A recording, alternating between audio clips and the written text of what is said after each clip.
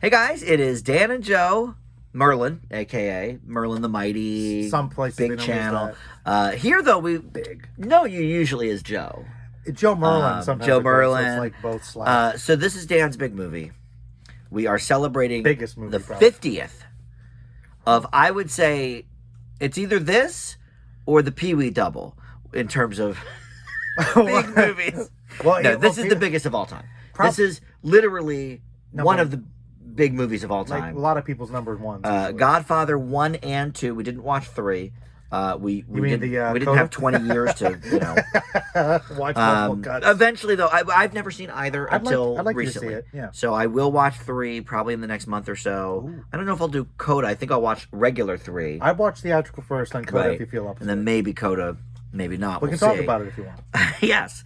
So this was the 50th anniversary was 1972, and then the second one was 74. Yeah. So not too far off on the anniversary for that one.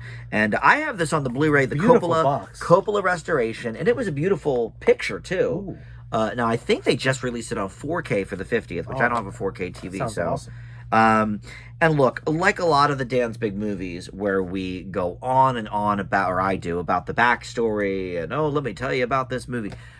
This is going to be maybe one of our shorter movie reviews for Dan's Big Movie. Whoa. Just for the simple fact that... People know. Yeah, like, it's not a nothing to talk about situation. I was going to make the joke. But if people are looking for A Godfather, background, history of the God, they're not coming to my channel. They probably already looked. They already looked. There's tons of extras on this thing. There's a lot of videos out there, especially now with the 50th. So we're going to sort of bypass that and more look at it as you are Mr. Mafia. Apparently. This is one of your top projects of all time. Yeah. Top franchises. Godfather 1, I believe it is. Top 5. Is in your top 5 of all time. Yeah. And then me...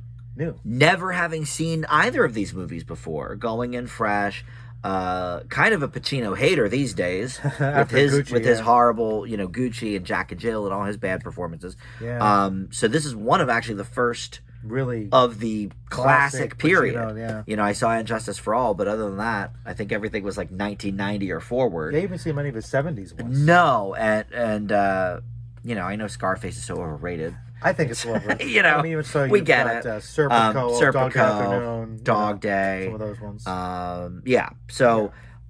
So this was interesting for me to see Pacino really, let's face it, at his prime. Yeah, I mean, I think he really pretty much peaked early. Which that happens sometimes. Yeah. But anyway, so we're not going to take too many deep dives into the history of these movies, but I do want to say about the legacy, of course, at the time, because it was nominated for many, many awards. We know that. And it's the first movie ever to win Best Picture for the 2. Oh, for the sequel? Yeah. Oh, wow. First sequel to ever win. Wow. This is, of course, from the Mario Puzo novel. We got that. First installment, blah, blah, blah. All right. So... what else can I say about this? Oh, it was the highest grossing movie of the year, 72. That's back when the Oscars actually awarded things like that. But this won for Best Picture, the first one. Nice. Brando won for Best Actor. Yeah. Adapted Screenplay won. That makes sense. Puzo and Coppola split that one. Movie, and then 7 other noms, including Pacino, Caan, Duvall, all for supporting actor. They all split that. Oh, wow. And then Coppola, Best Director, was nominated. And look, we all know one of the top gangster movies of all time. Yeah. One of the top any movie of all time. It's up there. Yeah, people love it. We know this. But is it warranted? That's the question. Is it warranted? That's the question. We'll find out here officially on Dan Reviews. We will, actually. And then part 2, we're going to talk about that as well. Or Hostel Part 2. This actually did not get rave reviews upon release. Mixed. Which I never knew. I actually don't know if I knew that And either. at the box office, it did not do that well. We said the first one was the top pick. This one only made $48 million. Interesting. In the U.S. Now, of course, this is 1970s prices, but still, even your top movies made like 150 million. It's interesting you bring that up because I think that'll be probably one of the big points of our discussion is which one's better, because it's interesting to hear that because, as you know, yes, Godfather 2 is ranked up there with the first one, if not more in some cases. Yes, and it mentions here in the article, obviously afterwards, people thought about it. The raging debates, which is better, first or second. But even in its time, it did win, like we said, Best Picture. Oh, good. Okay. It also won 6 Oscars total. Okay, so which included Coppola for director. Here's where he got it. Didn't get it for one. Okay. Supporting actor for De Niro. Screenplay again. So both of these screenplays. Yeah. And you had told me when we were watching it, there is no book. He wrote it. Yep, he made it up. Puzo did 2 and 3 from scratch with Coppola. And this is more of a sequel and a prequel, which we'll talk about because of all the time changing with the De Niro part as the young version of Brando. So, all right. Well, we don't have to worry too much. We don't have to worry about too much about the plot, but give us the basics. You got the Corleone. All right, well, if you haven't seen The Godfather, or you're coming here for some reason, yes, The Godfather basically follows this powerful mafia family, and the son, Michael Corleone, that's Al Pacino, is come back from the war, and he's actually not involved in the family business. Doesn't really want to be. War being World War II. World War II. Yeah, because this takes place in the late 40s. He wants to be with Kay. That's Diane Keaton, but unfortunately, he gets pulled into this big conflict after his dad almost is assassinated, which gets him involved in the family business, and then there's a war with the other families, and lots of people die. The Big Five, right? Isn't that what they call it? The five families. The 5 families of New York, which would be based on the real ones. And basically... Yeah, that stuff is real. But the Corleones are not real, right? No, like a lot of things in these movies and in the book, it's fictionalized based on stuff that did kind of exist, but obviously Hollywoodized. Like, there was no Corleone family, but that's probably based on one of the other 5 families. Okay. Essentially. But the 5 families was a thing. Oh, yeah, there's still a thing, kind of. The 5 big families of New York. Yeah. Okay. Yeah, 5 crime families. And the movie's basically just about Michael's kind of slow descent into, the crime family and actually elevated to his father's position. And then Godfather 2 is really more about his evolution as he keeps trying to kind of move the family more into legitimate business like his father wanted, but it actually isn't working out so well because he has to deal with people that are backstabbing him, even if he's trying to move into Cuba. And in that one, of course, we see the backstory about his father and how about the entire legacy of the family kind of proceeded. Yeah. And that's the movies in a very short summary. And I think that's great. I think that's what we need. And to watch both of them together is a good $6.20. You can try the. I remember they recut it back in the day. I think it's the Godfather Coppola cut where they heard about you can that. do it chronological. Yeah. Now the second one though, that would change so many things because the second one chronologically is you'd put all the De Niro stuff first at the beginning, and then then you'd have one and then a shorter 3 2. I will admit, in 2, some of the transitions stunk. 1 or 2 of them weren't so great. One of the worst parts of the movies, actually. Some of the fades to the other timeline weren't very good. The mustache turns into a tree. We got it. Is that really one of them? That was. I didn't think that it was bad. It wasn't the best. I think that was it too. It was rough. But look, I made the joke when we watched it. We don't necessarily really a nitpicker. The Home Improvement wipes, But this was before Lucas. This so is the wipes before have been popularized. This is before a lot of this stuff. Do you think a wipe really would have been better for the tone of this? A little star wipe. I got him. I think they would have taken people out of the movie. Dan. Maybe a little. I think a slow fade's better for the habit. So I guess should we just talk about these both together? I feel like or should we do one at a time? Well, you know what?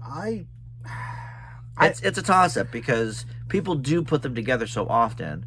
You made a definitive decision though in your top 5. To separate it. To separate, and you chose, I believe, number 1.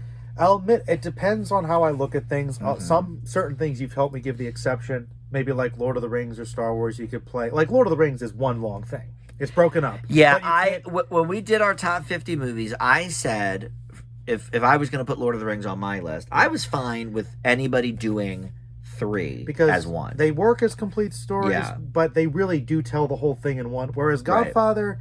they feel like they are more individualized. Well, especially because there was no book for 2. Yes. They made it up. Like, you could watch part 2, and it helps if you've seen 1, but you don't really need it, because it's kind of telling a separate story.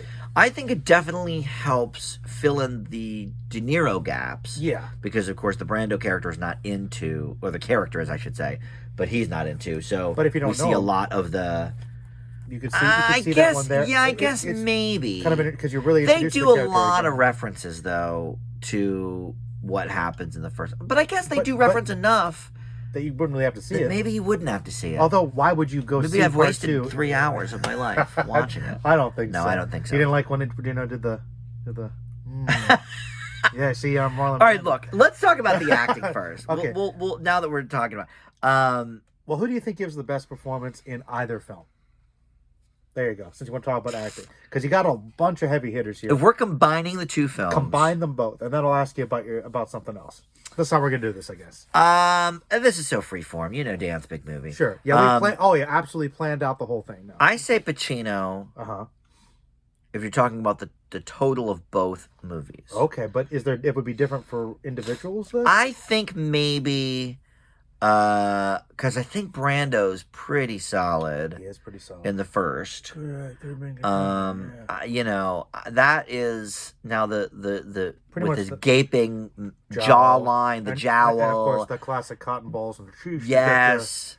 And it worked, though. It worked to tell me I've got this problem. It worked. It's iconic, Dan. Yeah. It's iconic. And you told me now, while we were watching the second one, why that happened. The De Niro character doesn't really ever lay it out, but you've read into it.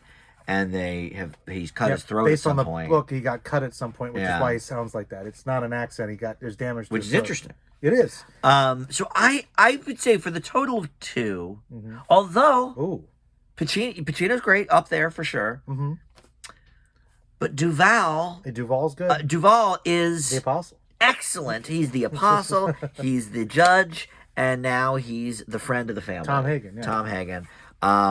Certainly one of my favorite characters. Okay, that was going to be my next question. Maybe performance still goes to Pacino, but character-wise, Hagen might be my favorite of the 2. You're going to have to go into that more, because I'd love to hear that. Because I thought you were going to say, Sonny, James Caan.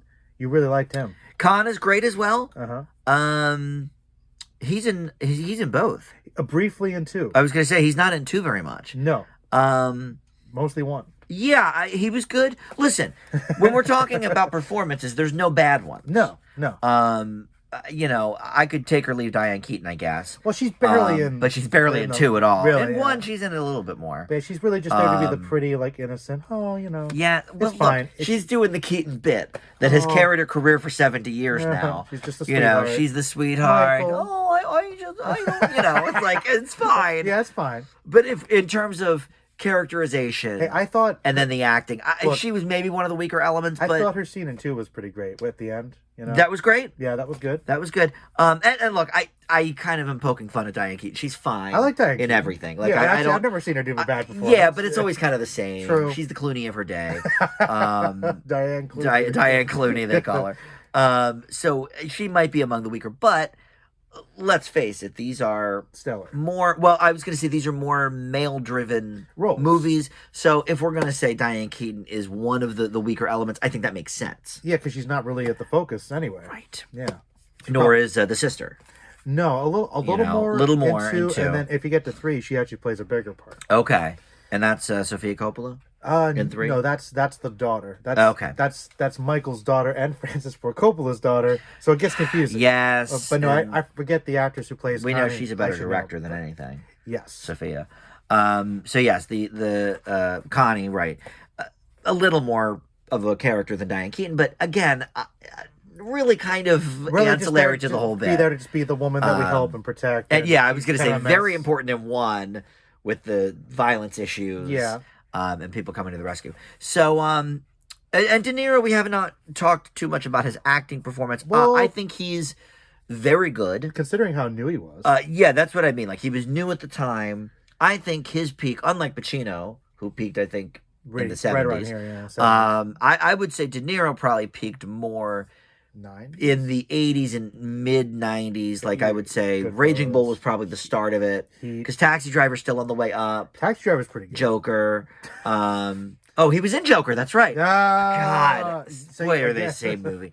But yeah, I would say Raging Bull's kind of the start of like the really upswing, and then you have like Midnight Run, and in the 90s he did, more Heat and Goodfellas and that kind of thing. Bronx Tale. And then sort of drifted more into the kind of the box office hit roles, your Analyzes and the Meets and all of that. Though he's pretty good in those too. But you love them, and that's fine. But I would say the peak is right early 80s to like early to mid 90s. Yeah, I would say that's a big 15-year stretch where Pacino, I think, is 70s, years, and that was it. I think that was his peak. Probably. But De Niro's fine here. I guess one of my slight issues with 2, that may be corrected by the chronological cut. Okay. Is, there were good 45-minute chunks where we weren't in that story at all. Yeah. So we went back and it's like, okay, well, back in this movie. I kind of was done with that. Like, we haven't thought about it for an hour. So agree. maybe that would help you. Have you seen the chronological cut? Maybe part of it on TV or something once, but I agree that there are such long cuts where we're just at one story that you get so into one, you're kind of you get so invested, which is why, for me, I'm not sure the debate is that tight. For me, I understand for sure the love of both of these movies. Yeah. And obviously we'll do our grades in like a half hour, but so I'm not going to grade them. But I think 1, because of that timeline difference in 2, I think 1 flows better. Yeah. I think 2 maybe wraps up some loose ends. Yeah. Certainly gives us more insight for Michael, and the whole, a lot of the members in the whole family, really, Tom Hagen included. Yeah. But I would say as a complete movie, I think 1 does a better job of being its own movie, giving us that. And I know sometimes I say, oh, well, sequels can't work without the original. And here's where I would say, like you said, I think in this case, that's not true. I think it could work. I think 2 works perfectly fine if you've never even seen 1. Yeah. It gives us some more insight to the characters, but I think because of all the jumping around time-wise, I don't think it's as maybe cohesive as the first one altogether. All right. Is what I would say about it. No, I could agree with that. I've always really kind of preferred 1 to 2. When I was younger, I know that I could never really get behind 2 quite as much. I think really earlier on it was just because I felt like the action and the drama and just the events that were happening in 1 were kind of really peppered well throughout. There was always something. Good action peppered throughout. Whereas that's very true. With Godfather 2, it felt like it was definitely a slower burn for slogs of it. But then you had these really big moments of emotion that were, some of the best. But it's funny. I would say the more memorable moments, if you had like a, top 5 of Godfather stuff. Godfather moments, I would say probably it would be more in the favor of 2. I'd say maybe there's at least 3 compared to 2, or maybe even 4 to 1. Memorable moments in 2, there are plenty. Oh yeah, no, and sure. I remember after we watched it, that was one thing that came to mind for me, is that like there are so many quotable lines and moments from the first movie, and I don't think there maybe are. I don't know if there's quite as many in 2, but there are some of the biggest ones. I feel like just like, for instance, what happens to certain characters if you don't know what happens to Fredo. I mean, that's a pretty big moment. Spoilers. Yeah, that's a moment, and that's pretty iconic. For instance, I mean, and then I think that a lot of the stuff has been parodied, by The Simpsons. Like, the guy gone and kind of walking along the road. That's how you knew the Godfather movies. We should actually just break for a moment and talk about that, because yes, I like your theory. My knowledge of wait, what was my theory? Your theory was that Simpsons probably quotes the Godfather more than any other thing. I do think if you took all the Simpsons quotes and references to pop culture, I think Godfather probably is referenced more than anything else. Because I wrote quite a few. Whole episodes around it sometimes. There's been several whole episodes around it. The Homer being the Don, the Mo babysitting Maggie and doing the entire orange bit. Yeah. But yeah, so I actually knew most of the movie. At least most of the main parts. plot points through The Simpsons. Mm-hmm. Which may speak to how iconic the films are. Probably. You know? So for me, major moments, I would say certainly Horse's Head. Horse's Head and one is like one of the tops. I think one has more major moments, but and the closing finale, you know, with all the bosses getting killed and the walking up the steps, where he's quoting. I'd say that might be the top movie of both, or the top moment in both movies. Oh, all the hits. I think so. The big that big, like 8 or 10 minutes or whatever at the end of one. Just the getting rid of all his enemies while the whole baptism's going on is a parallel. Which may be why one, I think, is the stronger movie. It ends on such a strong note, but it also has that little whimper at the end where, of course, they're kissing him. He's the Godfather and closes the door on Annie Hall, which Simpsons referenced again. He closes the door on Annie Hall. That's right. And that's and her getting the door over her face. That's iconic. That was right a major moment. Some pretty strong symbolism, obviously. Yes. It literally kind of hits you with that. And we see a little more of that. They do the same thing in two. He shuts the door in her face. He shuts the door when he's coming to pick up the kids or whatever. Yep. Did it again. So we got that symbolism. Like, you're right. Poetry, it rhymes. But I do think, right, because we hadn't seen it, it was more, in one, it was more like emotionally charged. Well, I don't know. See, they're emotionally charged in different ways. I know, you're right. Because the first one, it's very powerful. I think in the second one, it's powerful, but it's sadder because, even much sadder. Just that panel of him, Michael sitting there on the chair thinking, that's a pretty iconic moment that does leave you with some strong emotions too. Yeah, I can't deny that. So, I don't know. They're both pretty strong endings. You're right. I don't know. Well, you picked one for your 5. So what is your top 5 of all time? So what is its and like you said, maybe it was the week you wrote it. Because they're sometimes they interchange. But you only put one of the movies in your own top 50. So obviously there are movies I love. Whereas I had 2 Toy Story movies in mine. So what is it specifically about one that knocks you out the most? Because these were personal lists. That's a great question. Oh man, well, I just think Godfather is much like 2. It's a beautiful movie and it's a wonderful piece of art. Mm-hmm. I just love. Even not talking about the plot for a second, which is great. I just love the look of the film, just the way it uses shadows, that unique tint. It kind of really changed the way movies looked, and that's something I mentioned in my video on my channel. If you want to check it out, I did a brief one about it. Ooh, was that a Joe Loves Movies? It was. It was a brief one, and I want to talk about something that I don't hear people talk about much, and I'll mention it here, is that the look of The Godfather, and not just the camera that they use in the shadows, but also just the impeccable set design, the costumes, and really just the authenticity of the performances. Mm-hmm. There's something that just feels so realistic and believable about it. It's one of those great things where it's a movie that makes you feel like you're really there with them in the 40s and 50s. But on top of that, it also just has a very timeless feel to it. Mm-hmm. Like, how a lot of movies, you can look at it and say, I know what decade this was made. Yeah. And a lot of movies in the 70s, there's a grain, there's some funky music. Right. It just doesn't hold up quite as well with whatever the frame is. But everything is just shot and positioned so well and conducted so well that Godfather not only feels timeless, even as a film, it has a little bit more flexibility with that. You can't just, just kind of stamp a decade onto it. So that's something that's interesting. I think Godfather 2 does that as well. I think the reason why, like I said, I think that just the flow of it's really good.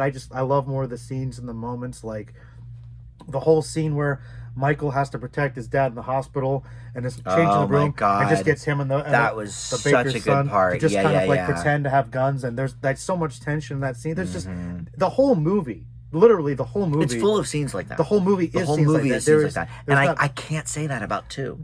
Exactly. There's not a moment wasted. Yeah. Everything is iconic and great. There's just so much raw emotion, and I like a good gangster story. Sure. But it's also just a great tragedy. It's got a lot of great characters, great lines. All the stuff people say. That score, 2. Yeah, who does the score? You know this off the top? I forget. It's not Zimmer. But I think it's before Zimmer. 72. I feel like it was before. That's probably before. Oh, edited by Peter Zinner. That's I must have got that in my head somehow. Peter Zimmer. Nino Rota. Don't know Nino Rota. I don't either. Let's see if he's done anything else. He did a good job. The score is iconic for sure.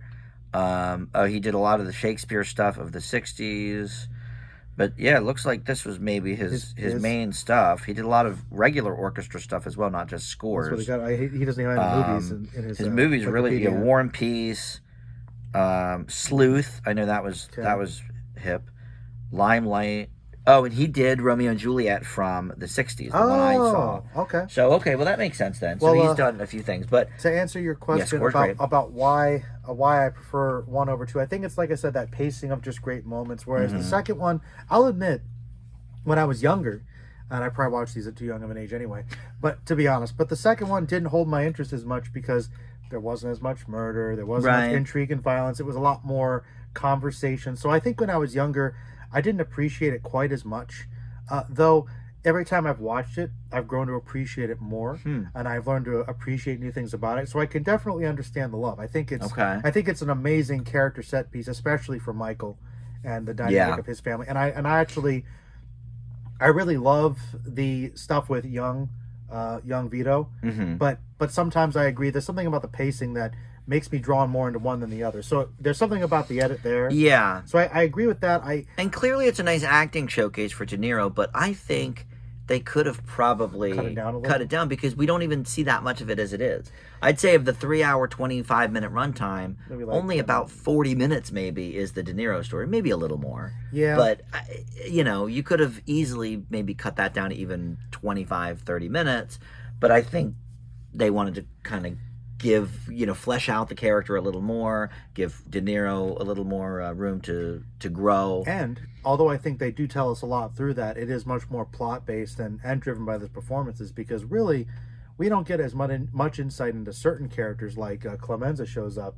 And I realized that we don't really get to see much of him except that he was there younger, young Tessio. Right. So they could have maybe added a little more to flesh out the characters. To make it a little more balanced, I guess, if they wanted to go that route. Because it feels like we're getting set pieces, and I feel like we get a good sense of young Vito. Although I think my favorite parts of the second one are probably the opening in Sicily with the whole vengeance thing, and really the whole assassination of the Black Hand guy as he's kind of walking through. That was good. Yeah. Oh, I loved that part. Do you love it when he finally got him? It's good. Because I was there? I even said, I was like, why aren't you killing him now? Because it has to it had to be, he did it the right way. He did it right so he could distract I'm not an assassin, so I don't know. And it made sense because we were questioning it. Think about it. Get him while he thinks he's comfortable in the house, and while he's turning, he could, because he knows he's going to have to turn around to close the door. You really catch somebody off guard if you just turn around and see somebody there. Yeah, very clever. So I guess it's maybe a pacing thing, and honestly, I just like the story more. I think that a lot of the characters just have more of a balance. I mean, I think you see more of Tom in the first one. You see, of course, Sonny. Yeah. You see all the brothers together. Love a good Tom Hagen. But once again, that's not to discount the second one, because I think, like I said, I grow to appreciate it more. And the stuff with Fredo is just so strong, and I think Tom Hagen gets a lot to do. And even characters that I didn't really appreciate as much originally because I didn't get them, but Hyman Roth, who's kind of the antagonist, he's a very interesting character. It's true. And Junior's his buddy, Johnny Ola. And honestly, Frank Pantangeli, who's kind of like a stand-in for Clemenza, the guy who's like, hey, that guy, he is one of my favorite characters. He's a really interesting character. Okay. I used to not like him, but I think he's a really interesting guy. And then how about the guy that plays Fredo? Jim Cazale was only in 5 movies ever. But the 5 and they best were 70s all 5 Best Picture nominees. Yeah. Both Godfathers, The Conversation, Deer Hunter, I think, and we always forget the 5th one. Apocalypse Now. Apocalypse Now. A lot of tent poles here. Do you think he was a heavy hitter, or one of the heaviest? I mean, I can't think of anybody. They did a documentary about him, how he was just like such a legend. Yeah, he was such a Talk G. about getting your movies, and I know. You're like, you know what? And at his death, he was dating Meryl Streep, so like he was ready. He really had it all. But okay, I want to go back to something you said and sort of go twofold off this point. Did I explain it I well? think you did. Okay. And I actually would agree with most of your points, which is sort of why when we wrapped up watching 2, you thought, and you were like, do you think that the debate of 1 over 2? To me, I think 1 is clearly the winner. I get it. I get the debate because I think it does flesh out a lot of things and blah, blah, blah, all the things we've said. But I think for me personally, 1 is the clear better film. Okay. And here's why. and I want to branch off two of the things that you said, Two of them. both on the look of the film. Oh, it looks so good. So number one, with what you were saying about the timeless nature of it. Oh, it's so timeless. I think if you put up the top, let's say 10, 20 movies of all time that are generally regarded as the best, they all have this very timeless nature. Many of them do take place in different eras, like you mentioned with The Godfather, but like Titanic, for example, people cite that obviously as one of the best. But it's not automatically dated, though. But it's not dated because it already mostly takes place years ago or something. 80 years ago. Wizard of Oz, mostly takes place in another land. And Fantasy World. Fantasy World. Yeah. Casablanca, okay, that does take place in the present, but it's almost got a dreamlike quality. It's for some reason something about that, because it became a template film. Yeah. Everyone after, or some of the best Hitchcock things. You could say it about most of them, and that's something that this movie has in spades. I don't know that first one specifically. I don't know if it necessarily speaks to The Godfather specifically, but I think some of those movies have that almost otherworldly quality, kind of like Wizard of Oz. Yeah. Like the fact that it's in a fantasy setting kind of helps it. And I think 2 doesn't necessarily have that because of the flashbacks. Like, if you told me, okay, this was made in the 50s, I'd believe it. But because of all the flashbacks that they're going back and forth, I'm like, okay, well, now they're clearly doing the 1910s in the 1950s. Oh, so whereas in the first movie, it looks like they're just. It really looks. It's kind of like when I was a kid growing up. Happy Days was a big show. I thought it was a show from 30 years ago because it took place in the 50s, and they, a lot of looks, and stuff. Yeah. But it was from the late 70s and 80s. So I think that has that. But the other thing I want to say about the look of the film is that first movie basically set the entire template for the whole decade of filmmaking. Oh yeah, at least serious filmmaking. Oh yeah, in the 70s. When you think about, you're right, just the look. There's a certain look that's just so crisp and so detailed, and I think if 2 was the first one, obviously the story wouldn't quite match up. But if 1 was made the way 2 was made, like with flashbacks or whatever, I don't think it would necessarily have that impact. Stamp of this is what movies of the 70s are going to look like. This is the 70s. You want to try to look like The Godfather. Because when you think of it, a decade is usually not defined until a couple of years in. Yeah. So it makes sense. 1972 defines the rest of the 70s. Just like I would say what defines the 80s is movies that came out between 82 and 84. Your E.T.s, your Beverly Hills Cops, Blade Runner, all that kind of stuff. Not the thing though, because people didn't care. Not the thing. Nobody cared about that at the time. But yeah, so I always feel that way about a decade, sort of defined only early a couple of years in. That's fair, because there's a big movie. We got to look like that. We got to be like that. And I feel if 2 was released first, or if 1 had the look of 2 or the themes of 2, I don't think it would have had such an immediate impact. Well, it's also just something like that mainstream that's popular, that I think Kubrick might have been pushing it for a while, but just because how movies, even a lot of times in the 60s, they were a little more flat. We were still kind of getting away from stage productions with just kind of flat camera angles, less movement. But obviously that opening shot of Godfather, which is on the funeral guy's face, he's kind of giving the mortician, he's kind of giving his speech close up. It's all kind of shrouded in darkness. It's not bright. It's just they just didn't do that. The lighting is so good. The lighting, they just didn't play with shadows as much back then. But the other thing is, I think this is an epic. Yeah. Right? But when I think of epic before this, it's either Ben-Hur, Ten Commandments. It's bright. It's out there. It's action. A musical. And something like that. And it can be great, but it does look a little dated usually. Yeah. And it has I don't know, there's almost some camp to it. I love Ben-Hur. I think Ben-Hur is a great movie, but it doesn't quite stick the same way with I agree. It still comes off like a theater production. A big one. Right. But it's still got that vibe to it. Or like Sound of Music. Sound of Music. Very and I know it was a play, musical first, but very much in that vein. And it's a great movie. It's in my top 10 of all time. But Mary Poppins, a little cartoony in some ways. Yeah, and that's fine, but it's not the same. So this is maybe the first epic, and now I've never seen Gone with the Wind. This might apply to Gone with the Wind too, I guess. But when I think of epic, of sort of the new era, modern era, this sort of set that in motion. Dan, not to go off on a tangent, because I promise I won't. We've heard it's a good movie. It's a good movie, but see, one thing I like about epics, that the template of The Godfather set is that you can make a movie that's 3 hours long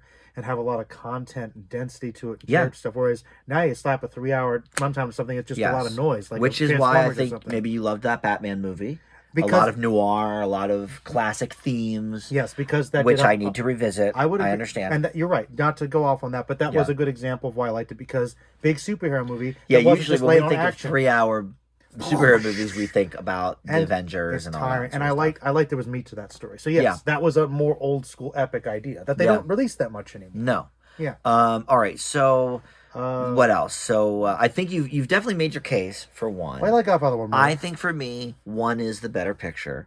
But I get it. Yeah. I can see why everybody's, also into number 2. Do you think people will sometimes say Godfather 2 just because of the Michael character stuff, or because of the flashback stuff they like so much? Well, I will say, I think both of those things are probably true. And I think not having Brando in the second one, as much as I loved him, it helped. I think it helped develop the other characters that maybe got a little short shrifted in the first one because of that. And though it is very classic with the jowls and all, it in a lens from today, it's a bit of a scenery chew. Okay. Whereas look, because I wanted them. I try to look at things by the lens of, okay, well, this was made in such and no such one a had time. made fun of it yet. Nobody had made fun of it. But now it does look a little bit sort of like, what is he doing with his mouth? Because he's being method. For me, it seems method, and I really liked the portrayal. I like the portrayal. But I could see maybe someone else could have But done there it. isn't a lot to make fun of with the second one, to be honest. The first one... Well, that's because the first one... Maybe that's another reason why I like it. Is poke a little fun about the Marlon Brando. Poke a little fun about the horse head. Very serious, but there's some dark humor. There's the cannolis. There's well, I think that's why The Simpsons maybe has minded so much for the laughs. Godfather 2, it's like, oh, we're going to take your kids away and kill your brother. Oh, that's so funny. It's not what I'd call a romp. We thought it was about the Calvary, right? The biggest comedy of the decade. Number 1 black comedy. Oh, man. So I think that could be one reason that people... it's more fun. Go through the first one's a little more fun, maybe. Maybe. In a way. And you could also say, though, the second one is a bit more original because it was not based on a book. I like they wrote the screenplay from scratch. Also, good job. Great thing about a sequel, did not try to just do the first movie again. That's for sure. It's a completely different movie. That's for sure. And pulled it off, and that's not easy to do. No. Usually the second movie is always kind of like the first one. Back to the Future, Terminator, it's kind of similar. Alien, we're going to have more aliens and stuff. Are you surprised that was not as well received as the first one upon initial release? Because I didn't know that till today. No, I kind of get that, because it's kind of like an Empire Strikes Back situation where you got a lot of people like these characters, they like these dark characters. What are you doing to us? And there's kind of there's not a really great happy ending for our heroes, so to speak. Right. People probably didn't like that because it was difficult to deal with, I bet. Well, and these are certainly some of the biggest anti-heroes of all time. Is this the thing that got you, not John Carpenter, is this the thing that got you into the mob movies? Like, what was the first big mob thing you saw? Because I know, obviously, a huge Sopranos fan, Goodfellas. Do you remember the first big mafia thing you even saw? Honestly, that's a really, really good question. I'm not sure if I could pinpoint it to one exactly. Okay. But I do know that... Because you were a teenager when Sopranos was out, so that was obviously hot at the time. Yeah, and that might have had something to do with it. When I was in middle school, I always had an interest in history, and for some reason, at some point, I gravitated a little bit to learning about the Prohibition and the gangsters there, and then just more about La Cosa Nostra. Beer Baron. Another Simpsons. Just something about the mafia has always interested me just as a subject. It's become a gag among our friends now that I only like mafia movies. You're right, Mr. Mob. But I usually do, and I just, there's that classic romanticism about the gangster, which has been like the Westerns. It's not that... A lot of people like those movies, so it's actually a popular thing. I think that The Godfather is... I can't remember if it's the first one, but it's one of the first ones I watched, because for me that was like, the pinnacle. But there were a lot. It might have been that, or I don't know if I saw Goodfellas immediately, but I know Untouchables is more about the cops, about the other side of it, but right? That one too. So Godfather and Untouchables are probably other, and Sopranos in the mix. Many things that you've shown me. Yeah, I never saw Untouchables till I met you, which is another great movie. Actually, yes, I may have A+ that, or at least an A. I think it was very good. So De Palma does it again. Actually, yeah, it was very good. But yeah, this whole anti-hero thing, and we could have a whole another conversation about that. But of course, Tony Soprano, I think, is one of the tops as well. He's So probably the mob the top for me. theme with that. Has gone. Oh, you did make a lot of jokes throughout when we watched Godfather 2 that they've obviously taken a lot of things from The Sopranos. How can't they be original? Oh my God, I know. That was funny. Like, oh man, oh, they named him Anthony. Oh, come on. Oh, Stop. how original! How original Godfather. Godfather 2. But it's funny, right? Of course, this is the original. But and yeah, of course, Sopranos references Godfather a lot. Yeah. You know. But the thing about it that's but you gotta, interesting- ape from the best. But the thing I like about that, not to talk about Sopranos again, but that's not a bad thing. No. One thing I love about, The Sopranos and what Goodfellas did before that was The Godfather kind of elevated the gangsters beforehand because mostly it was like Cagney. Yes. Copper, I'm gonna get you. Yeah, and they yeah, were yeah. kind of made out to be straight heroes, even though they're the bad guys. Right. And they get That's killed an at the end. excellent point. These are complex anti-heroes. And I've seen some essay or somebody wrote something about it. This has been obviously analyzed. Papers were written about this. That this is the first time that on this scale, and done well, I guess, that gangsters were looked at as complicated human beings, but also really, really romanticized at the same time to make it like this big American drama of the fall of the American dream.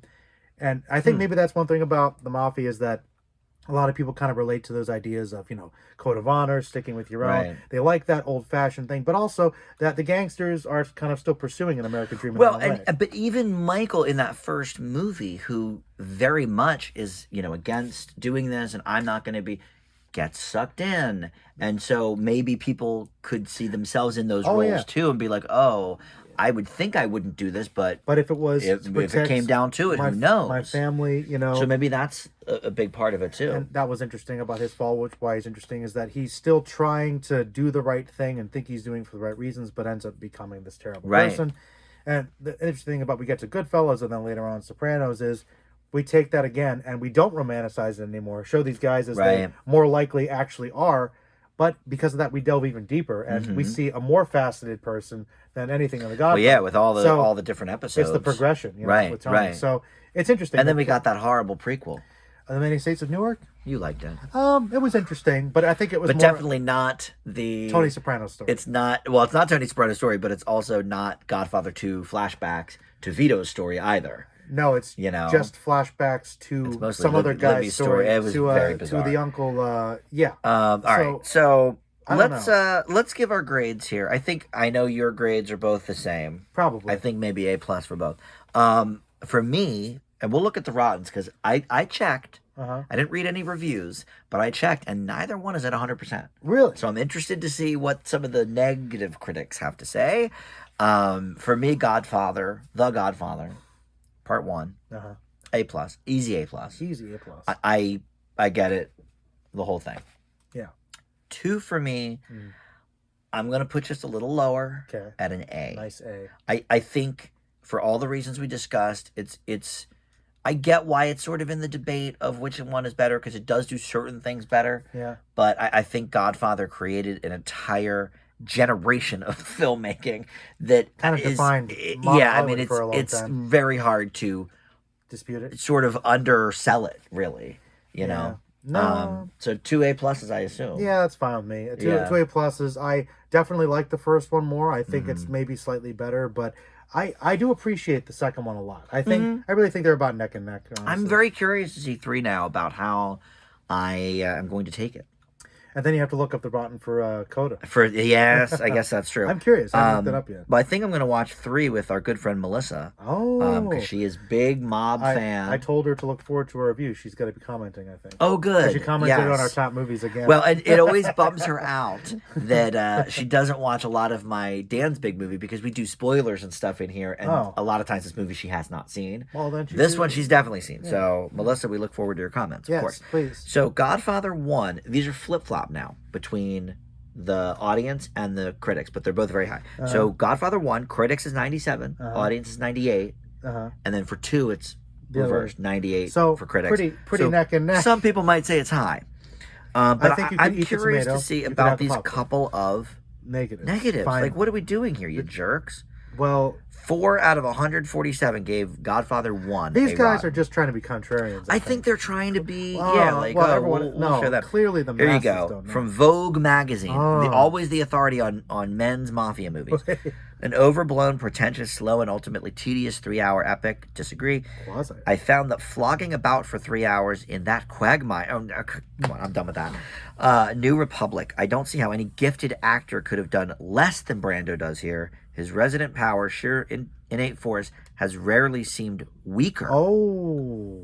Here's a Brando detractor. But that's like his most iconic. I would say. You know. An intellectual's daydream about revenge without remorse and power without accountability. As we've discussed. Some kind of moral issue. I think they're accountable. I think there's actually a lot of accountability in that. Oh, yeah. It doesn't work out too well to be a criminal. An interesting Did he finish take. the movie? Did he watch that movie? Did he watch that movie? Oh, I'm sorry. I stand corrected. Godfather Part 2. It's one off, but they're both below 1. So 96% on the critics and 97% on the audience. Again, it's pretty high. Again. So here, 5 rotten out of 122. So let's see the 5 rottens. Let's see what they have 5? to say. Okay, one more. And some of these are actually current reviews for the 4K restoration. Oh, wow. So that's good. Maybe it's partially the restoration. So all of these negatives, 3 of the 5 negatives are from last year. Oh, wow. Godfather. Philadelphia Inquirer. Now that's my home paper. Really? The Godfather Part 2 really has no reason for its existence other than the greediness of its makers. Strong disagree. Man. Coppola's ambitious Godfather Part 2, slow, aimless, annoyingly restless movie. Godfather now becomes the Gone with the Wind of gangster films. We talked about that. In terms of sheer length, but in quality, it remains no more superior than a gangland epic. Is that a good thing? Doesn't sound like it. He's from Australia. Oh.